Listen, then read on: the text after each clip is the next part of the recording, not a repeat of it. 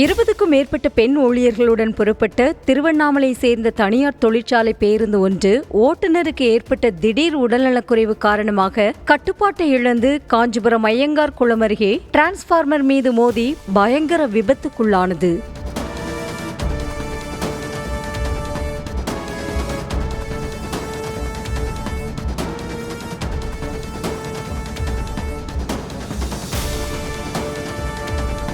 விபத்து காரணமாக பேருந்தின் கண்ணாடிகள் நொறுங்கியதில் ஊழியர்கள் சிலருக்கு கீறல்களால் காயம் ஏற்பட்டது. இந்த விபத்தில் டிரான்ஸ்பார்மர் முழுவதுமாக சேதமடைந்து மின்தடை ஏற்பட்டதால் நல்வாய்ப்பாக பெரும் அசம்பாவிதம் தவிர்க்கப்பட்டது. செய்திகளை உடனுக்குடனும் துல்லியமாகவும் தெரிந்து கொள்ள சப்ஸ்கிரைப் பண்ணுங்க.